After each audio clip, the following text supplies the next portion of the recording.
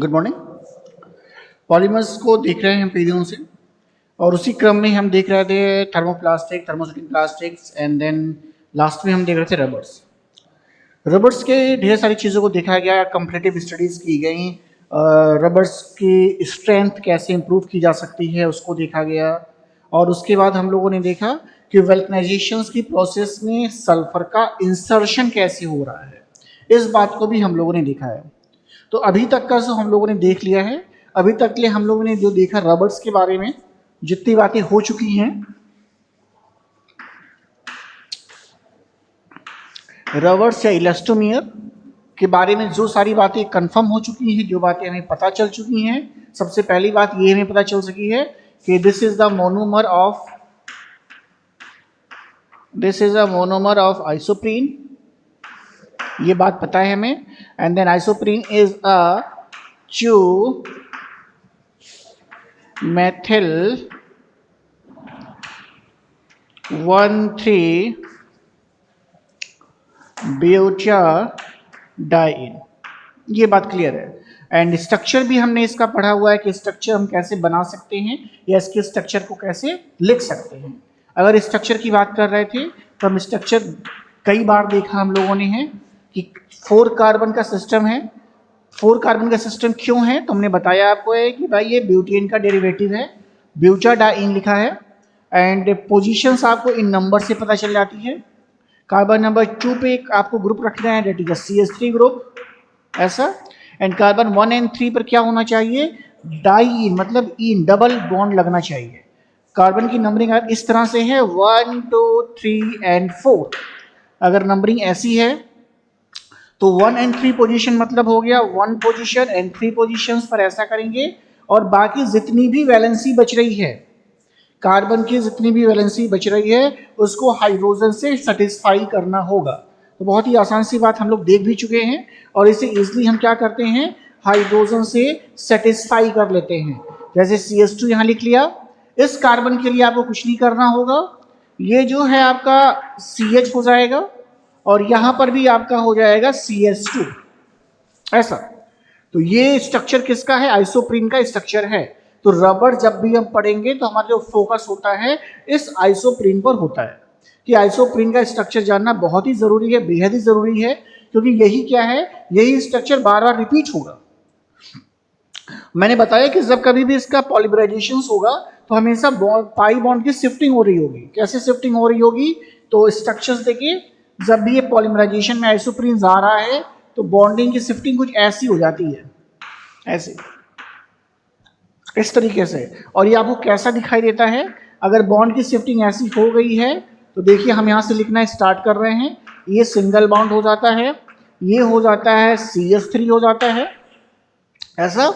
और अब देखिए डबल बॉन्ड हो गया। क्यों डबल बॉन्ड हुआ भाई, देखिए यहाँ पे ये जो पाई बॉन्ड है, ये पाई बॉन्ड शिफ्ट होकर के यहां पर आया है, तो ये तो सिंगल बॉन्ड हो गया है, केवल एक सिग्मा बॉन्ड होगा, और ये यहां पर क्या हो जाएगा, पाई बॉन्ड हो जाएगा, ऐसा।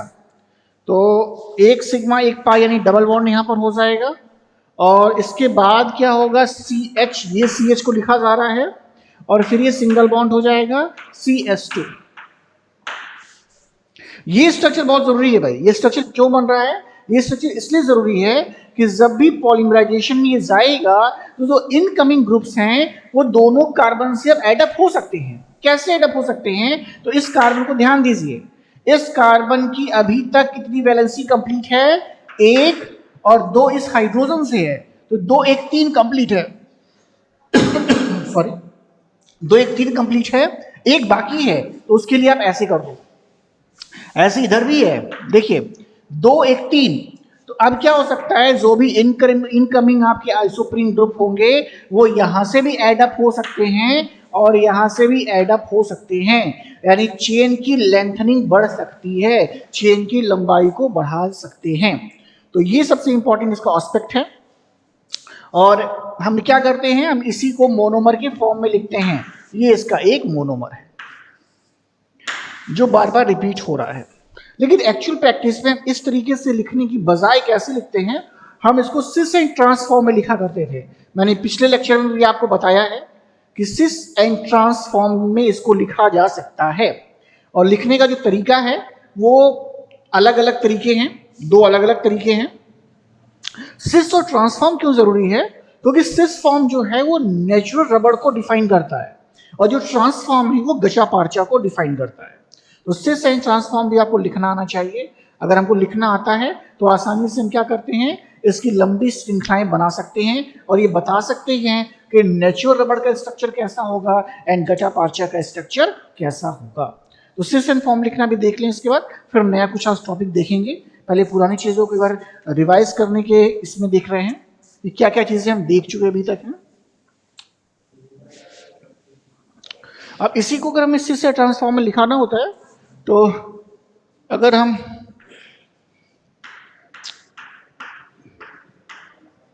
सिस फॉर्म को लिखना चाहते हैं तो सिस फॉर्म लिखने के लिए कार्बन कार्बन डबल बॉन्ड से स्टार्ट कर रहे हैं।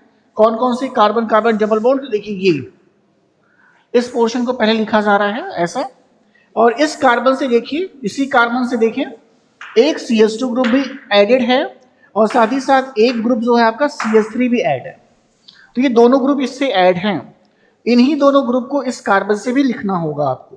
तो सपोज किया हमने क्या किया, हमने CH2 ग्रुप ऐसे लिखा, देखिए, और CH3 ऐसे लिखा, CH3 को ऐसे लिखा। अब देखिए क्या है, अब सिस फॉर्म लिख रहे हैं तो CH2 भी उसी साइड से लिखिए। देखिए इस कार्बन को जब गौर करिए तो इस कार्बन को अगर आप ध्यान देंगे तो एक CH2 ग्रुप ये है और एक हाइड्रोजन आइटम ये है। तो इस कार्बन को अगर आप ध्यान देंगे तो इससे लगा हुआ एक CH2 ग्रुप ऐसा है और एक हाइड्रोजन है, बस। तो ये जो आप देख रहे हैं ये बिल्कुल वही है, बस इसे लिखा किस फॉर्म में गया है, सिस फॉर्म में लिखा जा रहा है। तो ये इसका सिस फॉर्म कहलाता है। ओके, और सिस फॉर्म ही क्या है, अगर ये n नंबर में है तो इसी को हम किस नाम से जान रहे भाई? इसी का नाम क्या है? नेचुरल रबड़ है ये।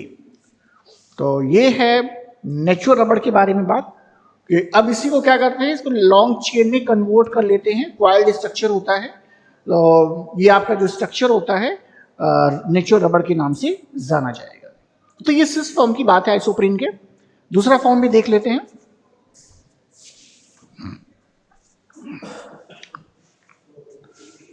दूसरा फॉर्म भी यहां लिख देते हैं,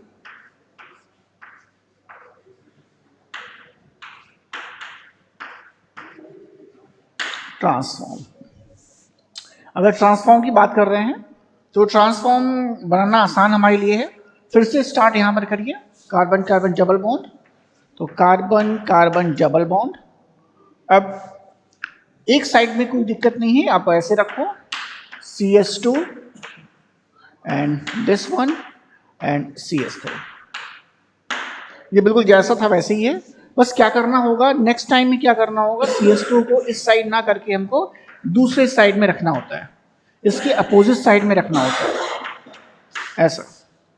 और इस तरीके से अगर आप स्ट्रक्चर बनाएंगे, ऐसा स्ट्रक्चर, ये पूरा मैं हटा रहा हूं फिर से,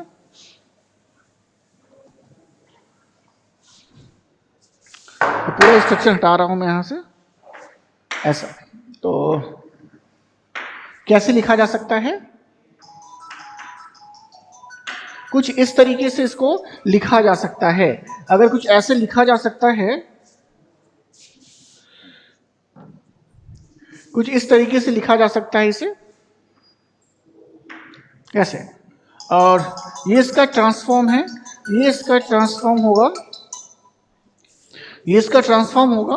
और ट्रांसफॉर्म भी अगर n नंबर में है, अगर ये भी n नंबर में है तो इसी का नाम हम बोलते हैं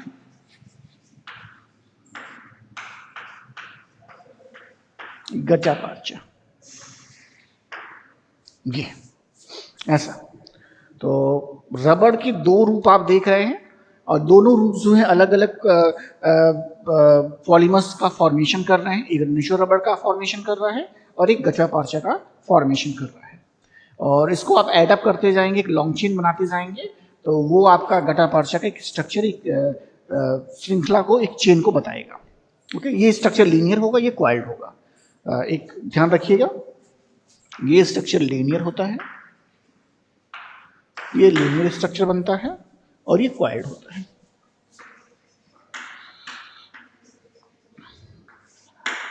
ये क्वाइल्ड होता है ऐसा। तो ये हम लोगों ने देखा हुआ है। अब इसके बाद जो है हम बताने वाले हैं टेक्निक, वेल्कनाइजेशन देख रहे थे हम लोग। तो वेल्कनाइजेशन जो था,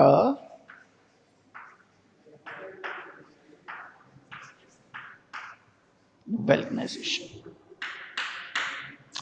वेल्कनाइजेशन का इस्तेमाल क्यों कर रहे हैं, ये सोचने वाली बात है कि वेल्कनाइजेशन जो है उसका इस्तेमाल क्यों किया जा रहा है, इसकी आवश्यकता क्या पड़ रही है, वेल्कनाइजेशन को इंट्रोड्यूस करने की आवश्यकता हमारे लिए क्या है। तो अगर इस बात पे हम फोकस करना चाह रहे हैं तो हमें ये देखना होगा कि ये जो स्ट्रक्चर है, ये जो स्ट्रक्चर है, ये थर्मोस्टेटिक, ये आपके कैसे, ये थर्मोस्टेटिक्स है, सॉरी थर्मोप्लास्टिक्स है। थर्मोप्लास्टिक्स हैं जिनको स्ट्रेंथ बहुत अच्छी नहीं है। ओके, इनकी स्ट्रेंथ को और इंप्रूव करना है। तो इंप्रूव कैसे होगा, इंप्रूव करने के लिए सब की सब क्या है, ये आपकी चेन्स लाइक स्ट्रक्चर्स है। ओके, इनको इंप्रूव करना है तो क्या करनी पड़ेगी भाई, क्रॉस लिंकिंग,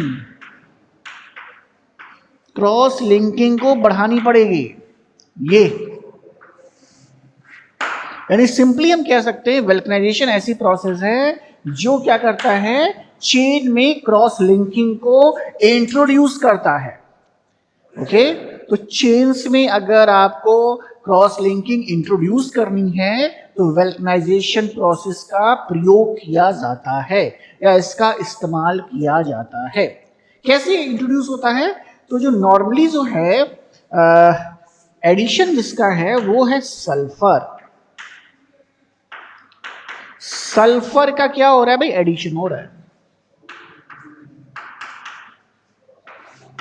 ऐसा।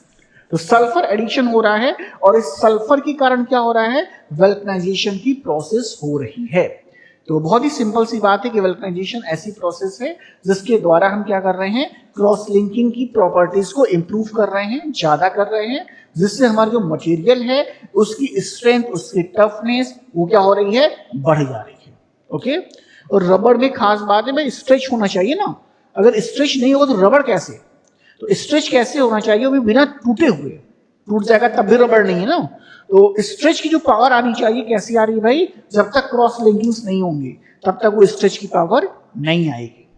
तो वेल्कनाइजेशंस भी हम देख रहे थे। तो वेल्कनाइजेशंस में किस तरह से इंट्रोडक्शन हो रहा है सल्फर का, कहाँ कहाँ पर बॉन्डिंग्स बन रही हैं, उसके बाद देख लेंगे, तो फिर आगे हम लोग चलते हैं इसमें। ओके,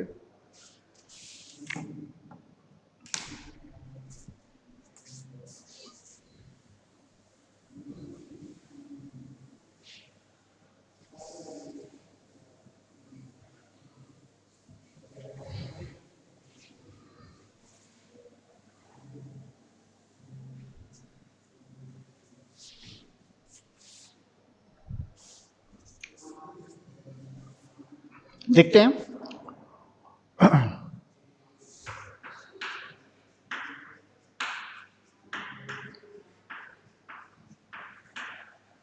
वेल्कनाइजेशन समय है 1839 and scientist name is Charles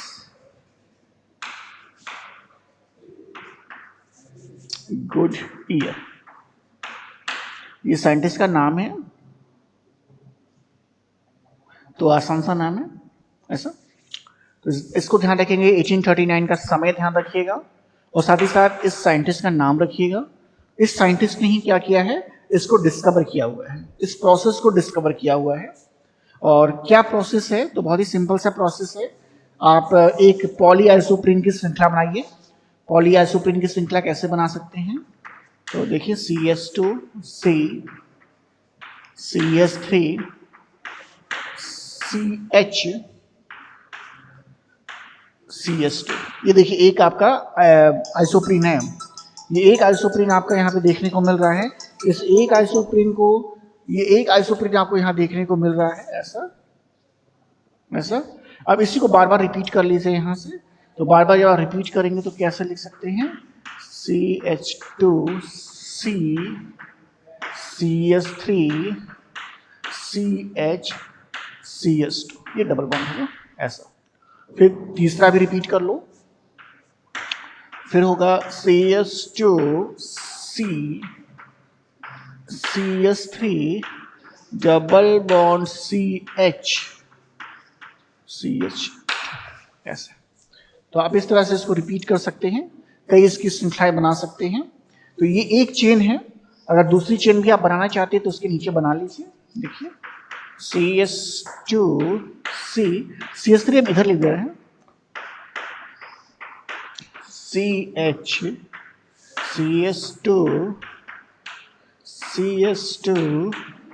CH3 double bond CH2 सब कॉपी कर रहा हूँ, कुछ नया नहीं कर रहा हूँ।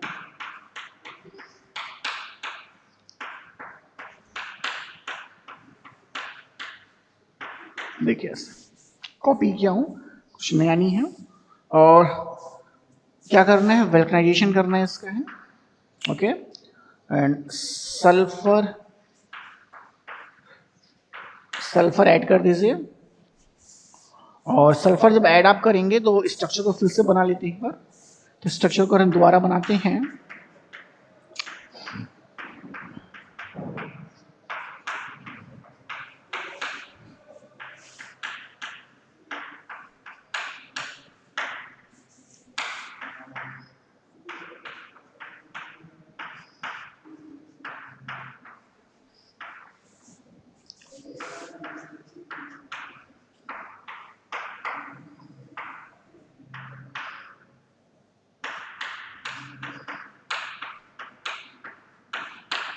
कुछ ऐसा हुआ।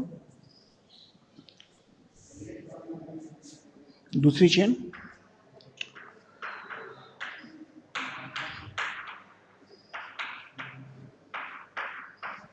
अभी मैं कुछ चेंज नहीं कर रहा हूँ, अभी सिंपली जो चेन थी वैसे बना रहा हूँ, कोई चेंजिंग नहीं कर रहा हूँ। अभी चेंजिंग करूँगा आपको बता के करूँगा।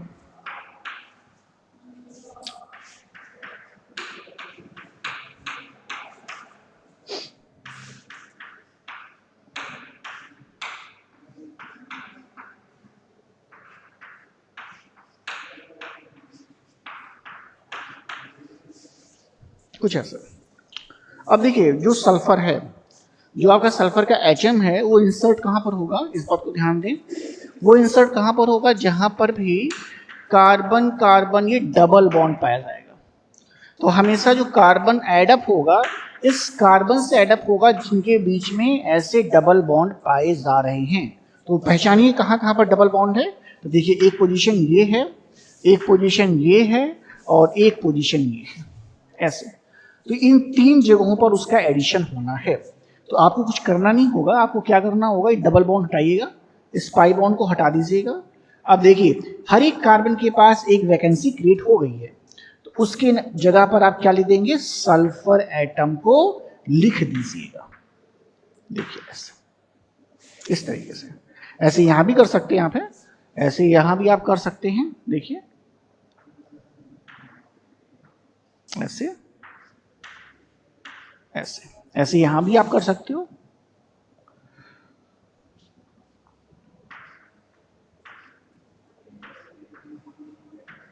देखिए तो इस तरीके से आप क्या देख रहे हैं कि दो चेन जो अलग अलग हुआ करती हैं, अब इस सल्फर की बॉन्डिंग से आपस में जुड़ गए हैं। तो ये इस तरीके से क्या है, ये इसका वेल्कनाइजेशन हुआ है। तो ऊपर वाला जो ये चेन है, इसको हम क्या लिखते हैं, हम लिखते हैं अनवेल्कनाइज्ड रबर। ये अनवेल्कनाइज्ड रबर है। और ये जो श्रृंखला आप देख रहे हो ये कैसा है, वेल्कनाइज्ड है।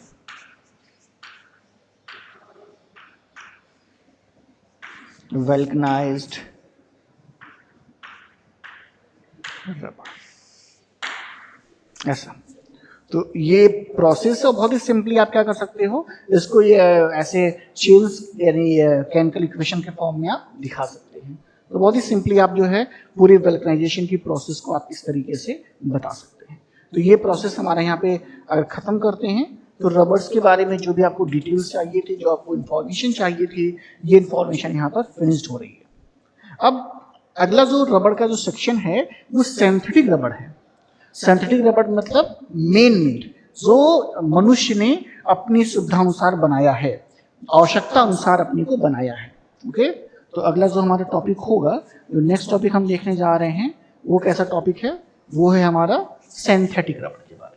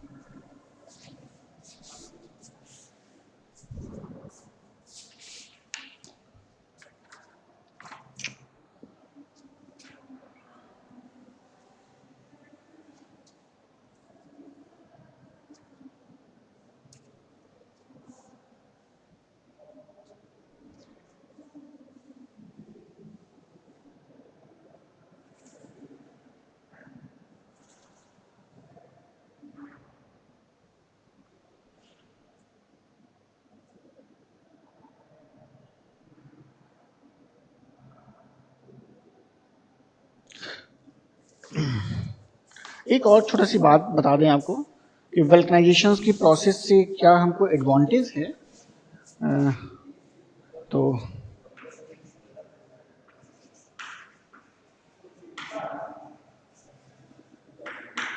Advantage of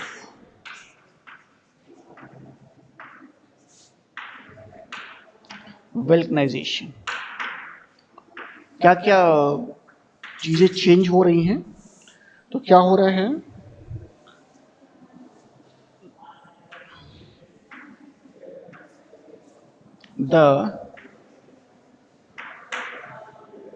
the tensile strength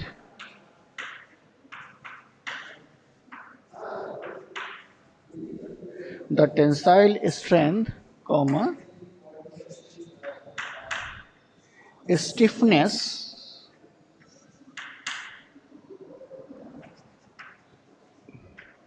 stiffness, durability,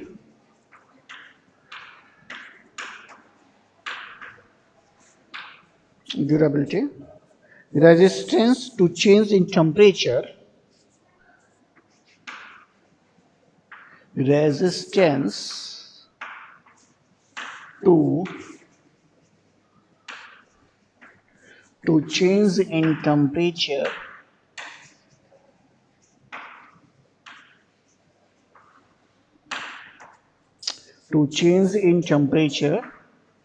comma elasticity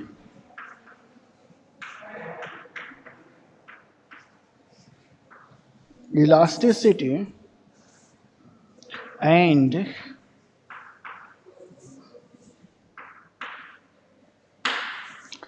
chemical resistance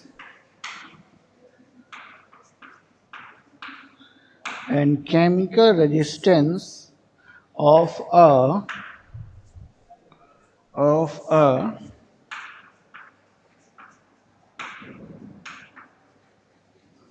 vulcanized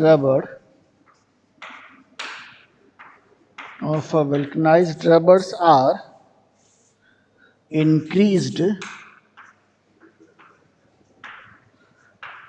increased as compared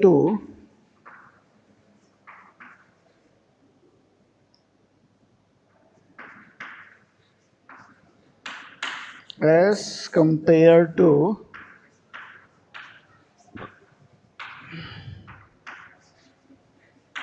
unvulcanized rubber. ये तो ये आपको ये बताएगा कि क्या क्या इसके एडवांटेजेस हैं, कहाँ कहाँ पर वल्कनाइजेशन का इंपॉर्टेंस है, तो क्या क्या चीज इंप्रूव हो रहा है, ये देखने वाली बात है। तो टेंसाइल स्ट्रेंथ इंप्रूव कर रहा है, इंक्रीज कर रहा है, उसकी स्टिफनेस, उसकी ड्यूरेबिलिटी और resistance to change in temperature, अगला इलास्टिसिटी एंड केमिकल रेजिस्टेंस। इतनी चीजें क्या हो रही हैं, इंक्रीज कर जा रही है, किसके कारण? इस वल्कनाइजेशन के कारण। तो वल्कनाइजेशन जो इतनी प्रॉपर्टीज को क्या कर रहा है, इन्फ्लुएंस्ड कर रहा है, इतनी प्रॉपर्टीज को ये प्रभावित कर रहा है, इतनी प्रॉपर्टीज में आपको चेंजेस देखने को मिलेंगे, इसलिए वल्कनाइजेशन की प्रोसेस को किया जा रहा है। तो वल्कनाइजेशन की प्रोसेस के लिए इस बात का ध्यान रखना था कि एडवांटेज क्या क्या है, एडवांटेज भी पूछता है कि क्या क्या एडवांटेजेस हैं, तो आप आसानी से इन एडवांटेजेस को लिख सकते हैं। तो ये एडवांटेज आपको वहाँ पे लिखने के काम आएंगे। ओके, तो जो हमारा नेक्स्ट सेशन होगा वो हमारा क्या होगा, वो हमारा होगा सिंथेटिक रबर के बारे में। ओके, तो इस तरीके से हम क्या कर रहे हैं, इस एडवांटेज के बेसिस पर हम ढेर सारी बातों को डिफाइन कर ले जा रहे हैं, और अगर हम सारी बातों को डिफाइन कर ले जा रहे हैं तो पूरा का पूरा हमारा जो है वल्कनाइजेशन की प्रोसेस खत्म हो जाएगी। अब वल्कनाइजेशन की प्रोसेस में जो इम्पोर्टेंट बात है, ध्यान रखने वाली बात है, वो क्या है, वो इम्पोर्टेंट जो थिंग्स है जिस बात को हम ध्यान रखते हैं, वो बात क्या है कि जब कभी भी हम सल्फर को जब भी ऐड करेंगे, ऐसा ये मिस्टेक नहीं होना चाहिए, जब भी हम सल्फर को ऐड करेंगे तो हमेशा कहां पर ऐड करेंगे, जहां पर कार्बन कार्बन डबल बॉन्ड है। और ऐड करते समय एक बात और ध्यान रखने वाली बात है, दूसरी बात क्या ध्यान रखना है कि ऐसा नहीं है कि केवल एक कार्बन से सल्फर को ऐड कर दिया, ऐसा नहीं है, क्योंकि ये बॉन्ड एक यहां से डिलीट हो रहा है, एक पाई बॉन्ड खत्म हो रहा है, तो इसका मतलब है कि दोनों ही कार्बन के पास एक एक वैकेंसी क्रिएट है। तो एक सल्फर यहां ऐड है तो अगले सल्फर का एडिशन क्या होगा, दूसरे कार्बन के साथ भी होगा। तो इस बात का ध्यान रखेंगे, जब भी ऐड करेंगे आप वैकेंसी जरूर चेक कर लें कि कार्बन की सारी वैकेंसीज वैलेंसीज कंप्लीट हैं अथवा नहीं है। ऐसा ना हो कि कोई ना कोई इसमें वैलेंसीज बची हुई हो। तो इस तरीके से आप क्या कर सकते हैं, इसको एडअप करके आसानी से आप जो है लॉन्ग चेन्स का फॉर्मेशन कर सकते हैं। तो ये एक इंपॉर्टेंट थिंग्स है। क्वेश्चन छोटे छोटे आते हैं कि इसके डिस्कवर कौन से हैं, किस ईयर में डिस्कवर हुआ है, एडवांटेजेस क्या हैं, क्या इसका यूज है, वास्तव में वल्कनाइजेशन क्यों किया जा रहा है। तो ये सारी बातें भी आपको छोटे छोटे क्वेश्चंस बन सकते हैं, तो इन क्वेश्चंस को भी आपको अपने दिमाग में रखना होगा। सल्फर का ही इस्तेमाल क्यों करते हैं, कोई दूसरा इस्तेमाल क्यों नहीं कर रहे हैं, तो ये सारी बातें आपके कॉन्सेप्ट में होनी चाहिए। तो नेक्स्ट टाइम जब हम इसको दूसरा वीडियो बनाएंगे तो उसमें सिंथेटिक रबर को देखेंगे कि सिंथेटिक रबर कौन कौन से हो रहे हैं और उनको प्रिपरेशंस कैसे कर रहे हैं, उनकी क्या प्रॉपर्टीज हैं और उनकी क्या क्या यूजेस हैं। तो ये सारी बातें हम जो है अगले वीडियो में देखेंगे।